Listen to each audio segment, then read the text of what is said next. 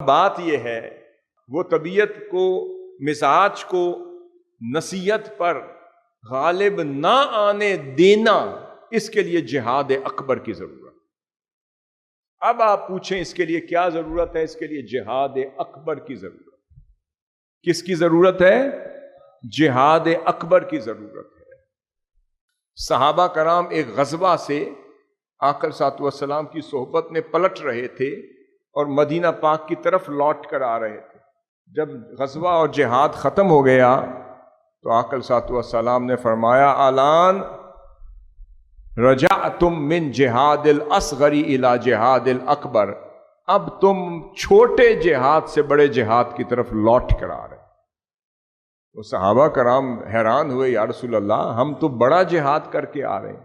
فرمایا جو تم کر کے آ رہے ہو وہ چھوٹا جہاد ہے۔ یا رسول اللہ اب یہ بڑا جہاد کیسے؟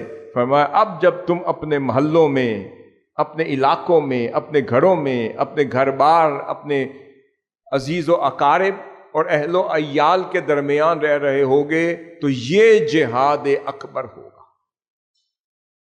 اب یہاں پر سوالات اٹھیں گے، شیطان حملہ کرے گا، تمہاری اپنی طبیعت، اپنا مزاج واپس لوٹ آئے گا، کیونکہ جب تک تم میری صحبت میں، یعنی آقا صلی اللہ علیہ وسلم، مراد یہ کہ جب تک تم آقا صلی اللہ علیہ وسلم کی صحبت میں رہے تو وہ صحبت تمہیں چھپائے رکھتی تھی۔ آقا صلی اللہ علیہ وسلم کی صحبت میں رہے تو اس ڈھال میں اور اس آغوش میں چھپے رہے۔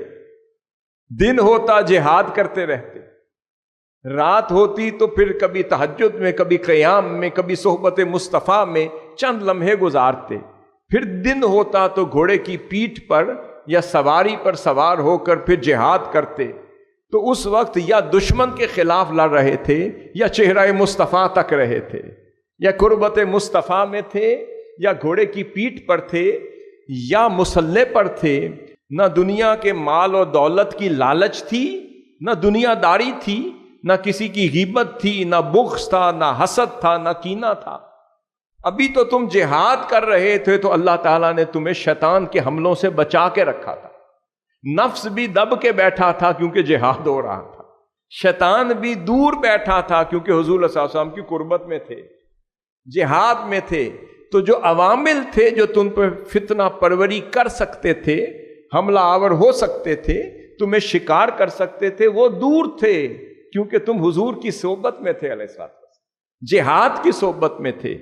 تم دشمن سے لڑ رہے تھے تو اللہ رب العزت کی الوہی مدد اتر رہی تھی، تو اس ماحول میں تم بچے رہے۔ جہاد تھا مگر وہ جہاد اصغر تھا۔ اب جب واپس لوٹے، اب مال غنیمت لے کر جا رہے ہو، کسی کو زیادہ ملا، کسی کو کم ملا، کسی کو اس کے حسب حال آقا صلی اللہ علیہ وسلم نے زیادہ دیا، کسی کو کم دیا۔ گھر میں گئے، کسی نے کہا اسے تو یہ لقب ملا ہے، اس نے تو اتنے کافر واصل جہنم کیے ہیں، وہ زیادہ بڑا جرت والا، قوت والا جہادی ہے۔ کسی نے کہا اس کی تو تلوار سے ایک بھی واصل جہنم نہیں ہوا، اس کو تو اتنے زخم لگے، اس کو تو کچھ نہ لگے، اس کو تو حضور نے اپنی قربت میں بٹھایا، اس کو نہ بٹھایا۔ وہ جو تم دنیا داری کے ماحول میں جا کر دنیا داری سنو گے، اس فتنے کا شکار ہوگے، پھر دنیا داری کا شکار ہوگے، فساد کا شکار ہوگے، اس کے حملے کا شکار ہوگے، اس وقت تمہارا دل، تمہارا ایمان پھر ڈاواں ڈول ہو جائے گا۔ کبھی دنیا سوچو گے تو دنیا دار ہو جاؤ گے، اور کبھی پھر میرے صحبت میں آؤ گے تو پھر بچ جاؤ گے، پھر چلے جاؤ گے، پھر شکار ہو جاؤ گے۔ تو اس لیے حضرت حنظلہ کا بڑا معروف واقعہ ہے، یہ اسی کی تائید میں عرض کر رہا ہوں کہ وہ ایک روز اونچی اونچی آواز سے یہ نعرہ لگا رہے تھے کہ نافق الحنظلہ، اور کہہ رہے تھے کہ بس حنظلہ منافق ہو گیا، حنظلہ منافق ہو گیا۔ سیدنا ابوبکر صدیق رضی اللہ تعالیٰ عنہ اس سے ملے، پوچھتے ہیں حنظلہ بھائی یہ کیا کہہ رہے ہیں؟ اس نے کہا میری کیفیت تو یہ ہے کہ میں جب حضور صلی اللہ علیہ وسلم کی صحبت میں ہوتا ہوں تو میرا ایمان عرش پر ہوتا، جب میں آقا صلی اللہ علیہ وسلم کی صحبت میں ہوتا ہوں تو میری کیفیات کچھ اور ہوتی ہیں، میرے ایمان کا عالم کچھ اور ہوتا ہے، میرے دل کا ولولہ کچھ اور ہوتا ہے۔ میرے اندر ایمان کی جستجو اور ہوتی ہے، میرا جذبہ اور ہوتا ہے، اس وقت جہاد کو بھی دل چاہ رہا ہوتا ہے، مسلح سے نہ ہٹنے کو بھی دل کہہ رہا ہوتا ہے، اور ایمان عرش سے نیچے اترنے کا نام نہیں لیتا۔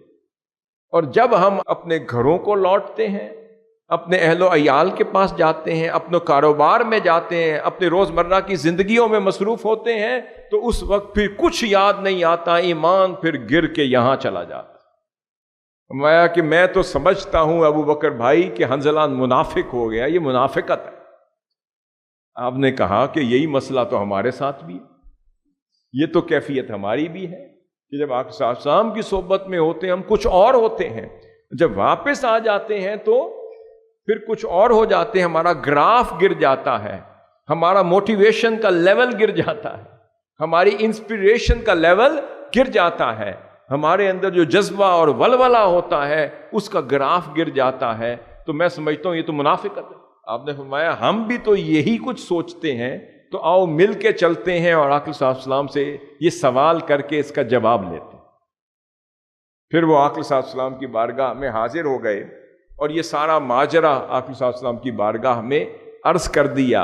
آقا صلی اللہ علیہ وسلم مسکرا پڑے، فرماتے حنظلہ یہی تو ایمان ہے، کبھی ایمان ایسے ہوتا ہے، کبھی ایمان ایسے ہوتا ہے، احیاناً ہاکذا و احیاناً ہاکذا، کبھی ایمان ایسے ہوتا ہے، کبھی ایمان ایسے ہوتا ہے، اسی کو تو ایمان کہتے ہیں۔ اگر ایک ہی لیول ہو تو وہ ایمان نہیں، ایمان کی میں کیفیات بھی آتی ہیں، ایمان میں سرور بھی آتا ہے، اور کبھی ایمان میں پجمردگی بھی آتی ہے، کبھی گراف اوپر جاتا ہے، کبھی نیچے جاتا ہے، یہی تو ایمان ہے۔